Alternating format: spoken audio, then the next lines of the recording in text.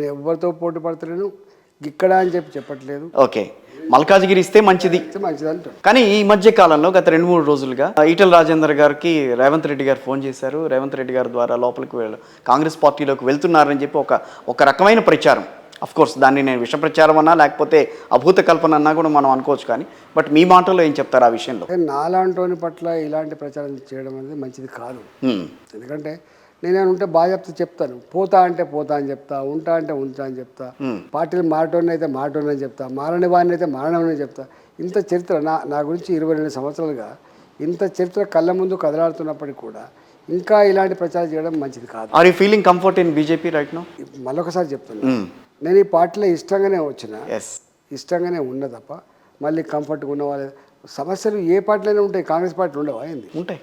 ఎందుకంటే స్వయంగా ఇప్పుడు ఒక మంత్రి గారు ఉన్నారు, అలా మంత్రి గారే నా పట్ల సోషల్ మీడియాలో ఇట్లా పెట్టించిందని చెప్పాడు.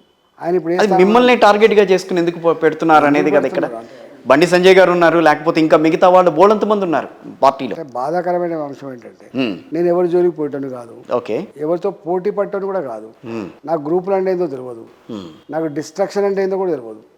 నాకు తెలిసిందల్లా సంబంధాలు పెంచుకోవడం, పని చేసుకుంటూ పోవడం, ప్రజల ఆశీర్వాదం పొందింది తెలుసు తప్ప దానికంటే భిన్నమైంది ఏం తెలియదు. నన్ను పట్టుకొని ఈయన వాళ్ళని ఓడిపోయిన ఓడిపెడతాడు, లేకపోతే ఈయన వచ్చిన తర్వాత పార్టీ ఖరాబ్ అయిందని ఓడిపెడతాడు. 42 నెలలు నేనే ఉన్నా, 42 ఇయర్స్కి నేనే ఉన్నా. లేదు కదా.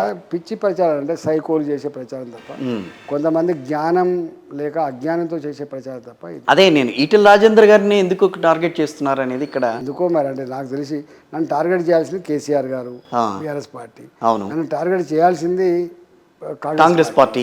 ఎందుకంటే కాంగ్రెస్ పార్టీకి సంబంధించి చేశారేమో అని అనుకోవచ్చు కదా. ఎవరు చేస్తున్నారు అంటే మిమ్మల్ని మిమ్మల్ని పార్టీలోకి లాక్కోవాలి ఎట్లాగైనా అన్న ఆలోచనతో వీళ్ళ అకౌంట్ల పేరిట, మా వాళ్ళ అకౌంట్ల పేరిట చేస్తున్నారా, లేకపోతే దొంగ అకౌంట్ల పేరిట చేస్తున్నారా, ఎవరు చేస్తున్నా మొత్తం అయితే ఇట్లా ప్రచారం చేస్తుంది మంచిది కాదు. నేను గతంలో కూడా చెప్పిన, పార్టీ మారాలనుకుంటే మారుతా అని చెప్తా. నేను మా అధిష్టానం దగ్గర పోయి నాకు ఇష్టం లేదు, ఇక్కడ నేను ఉండలేకపోతున్నా, నేను ఇంకో దగ్గరికి పోతాను, నా భవిష్యత్తు ఇదని చెప్పుకుంటే తప్పేముంది. అంటే ఒకటండి ఇక్కడ అంటున్నాను కాదు, వివేక్ గారు పార్టీలో మీతో పాటు నడిచి వెళ్ళిన ఆయన ఎన్నికలకు ముందు వచ్చేసరికి కాంగ్రెస్ పార్టీలోకి వెళ్ళిపోయారు, ఆయన గెలిచారు. సో రేపు ఆయన మంత్రి పదవి కూడా తీసుకుంటారని చెప్పి ప్రచారం అయితే జరుగుతుంది.